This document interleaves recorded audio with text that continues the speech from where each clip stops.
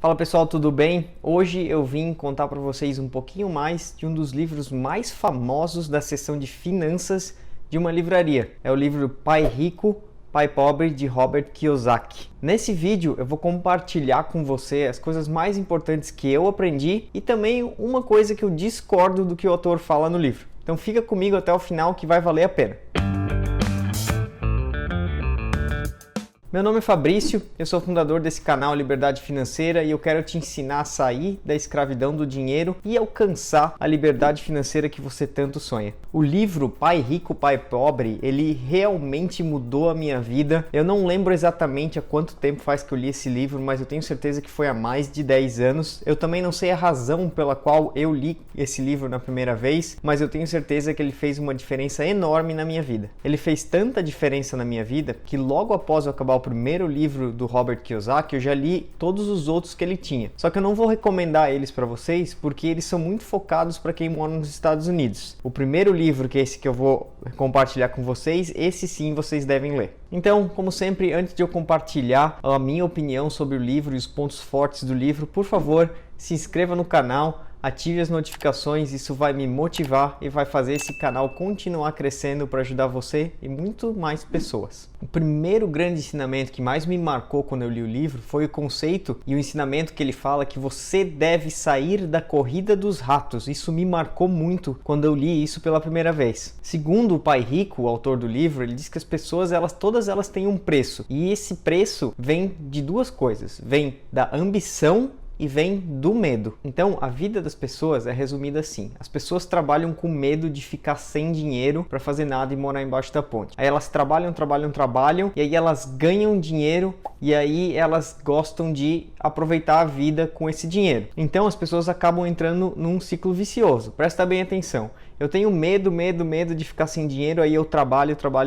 Aí eu ganho dinheiro, eu gasto esse dinheiro, fico com medo de perder dinheiro de novo, porque agora eu tenho menos e aí eu continuo trabalhando. Então a gente entra nesse ciclo vicioso que é o que o autor chama de corrida dos ratos. Imagina o rato correndo na rodinha, né, sem ir para lugar nenhum. Então isso se resume em: a vida das pessoas é controlada sempre pela ambição e pelo medo. Então as pessoas trabalham mais, elas vão ganhando mais dinheiro, mas elas começam a gastar mais, o que gera mais medo de perder tudo, e elas continuam trabalhando mais e elas nunca saem desse ciclo vicioso que é a corrida dos ratos. Mas e aí surge a pergunta: como que faz para sair da corrida dos ratos? O primeiro passo é ser sincero consigo mesmo e enfrentar os seus sentimentos, as suas emoções e realmente falar a verdade para você. As pessoas normalmente elas fogem dos medos, elas fogem da realidade e fogem das emoções que elas têm que enfrentar para conseguir iniciar essa saída da corrida dos ratos. Então o Pai Rico diz no livro que a gente não consegue ignorar e simplesmente jogar no lixo as nossas emoções, mas a gente precisa não reagir imediatamente e ir lá e gastar esse dinheiro logo e ir atrás das nossas emoções. Nós precisamos parar e pensar e agir racionalmente, trabalhar as emoções e entender realmente o que está acontecendo. Uma outra coisa que faz as pessoas agirem com emoção quando o assunto é o dinheiro é a ignorância. Muita gente não conhece, não sabe como o dinheiro funciona, quais são as regras do dinheiro, como o dinheiro reflete na economia. E isso faz com que essas pessoas tomem decisões erradas, se levem pela emoção e aí acabam tomando essas decisões que afetam negativamente no bolso delas. Então, se as pessoas soubessem como o dinheiro funciona realmente na economia, nas empresas, nos negócios, as pessoas não tomariam decisões erradas com dinheiro. E é óbvio, né? O Pai Rico fala que não é suficiente ganhar sempre mais dinheiro. Você precisa saber administrar esse dinheiro e sempre gastar muito menos do que você ganha. Assim você consegue sair da corrida dos ratos e acumular um dinheiro. Para continuar nessa luta, para sair da corrida dos ratos, você precisa aprender que você precisa acumular ativos. Segundo o autor, se você quiser ser rico, você precisa aprender a diferença entre um ativo e um passivo. Então o Pai Rico diz no livro que os ativos são aquelas coisas que trazem dinheiro para ti, que pinga dinheiro na conta toda vez ou que aumentam de valor. E os passivos, eles tiram dinheiro de ti, são despesas, são juros. Essa é a diferença simples e básica sobre o ativo e o passivo. Então as pessoas ricas, elas adquirem ativos, elas só compram coisas que vão aumentar de valor ou que geram renda. Já a classe média e a classe pobre, ela compra só passivos, ou seja, coisas que sugam o dinheiro e que perdem valor ao longo do tempo. Um grande exemplo na sociedade é que as pessoas acham que a casa ela é um investimento, a casa onde você mora. Na verdade, ela não é um investimento, ela não é um ativo enquanto você morar nela, porque ela vai gerar despesa de manutenção, ela gera impostos e ela gera vários custos que na verdade estão tirando o dinheiro do seu bolso. Sim, ela está valorizando ao longo do tempo? Sim, mas de nada adianta a sua casa valorizar se você vai continuar morando nela. É óbvio, eu não quero aqui desincentivar você a não comprar a sua casa própria. Eu só estou ensinando você de que, na verdade, comprar a sua casa para morar não é realmente um investimento. Eu entendo toda a relação emocional e a relação de conquista, eu acho que ela é válida, mas você tem que saber a diferença. A única forma do seu imóvel ser um ativo é se você aluga ele. Então esse vai gerar renda, aonde você vai pagar as despesas e vai sobrar um valor no final do mês. Ou seja, esse ativo ele está te trazendo dinheiro mensalmente. E outra questão é, esse imóvel também vai valorizar ao longo do tempo e aí lá na frente você vende ele e compra 2 imóveis menores e esses 2 imóveis começam a te gerar renda. Então esse é o conceito de investimento em imóveis. Então, para falar do contraponto dos passivos, o seu carro é um passivo porque ele deprecia ao longo do tempo, ou seja, ele perde valor e você tem que colocar dinheiro para manutenção todos os meses. Da mesma maneira, são todas as outras compras de produtos de consumo que você faz. Elas não te trazem mais dinheiro, elas não geram renda, então por isso elas são consideradas um passivo.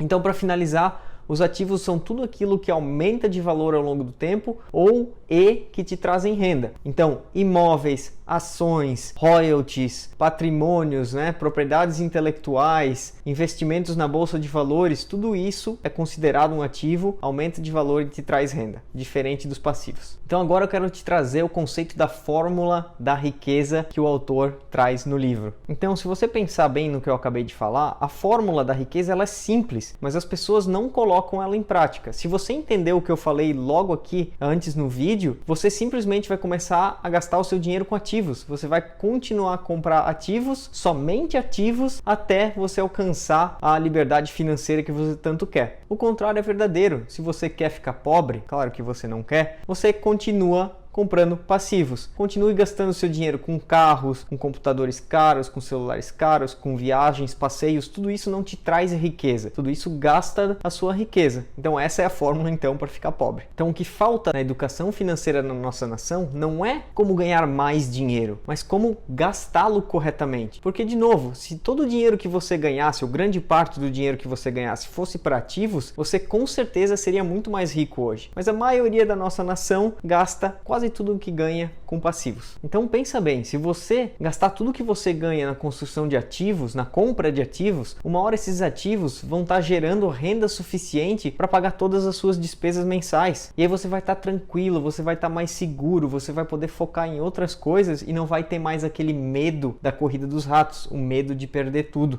Você não será rico e milionário, mas com certeza você vai estar numa posição muito mais confortável. Então pensa comigo, você continua investindo em ativos, você continua aumentando a sua renda através desses ativos, vai chegar uma hora que os seus ativos cobrem a sua despesa e também vai chegar uma hora que os seus ativos eles vão pagar mais do que a sua despesa. Então a sobra daquele valor você reinveste e você começa a acelerar cada vez mais rápido e vai começar a multiplicar o seu patrimônio muito mais rápido. Esse processo é que nem plantar uma árvore. Você vai de pouquinho em pouquinho, você vai regando o seu ativo, você vai regando a sua árvore e ela vai crescendo, crescendo, crescendo. De repente ela começa a dar frutos, você começa a se alimentar desses frutos. E aí você começa a multiplicar a quantidade de árvores que você tem e você não dá mais conta desses frutos. E aí você pode vender esses frutos, plantar mais árvores e aí vai ter mais frutos e eu acho que você já entendeu aonde eu quero chegar. O autor defende no livro que a ideia é que se você quer comprar um passivo, por exemplo, um carro, ou um computador, ou um celular, você primeiro deve comprar ativos que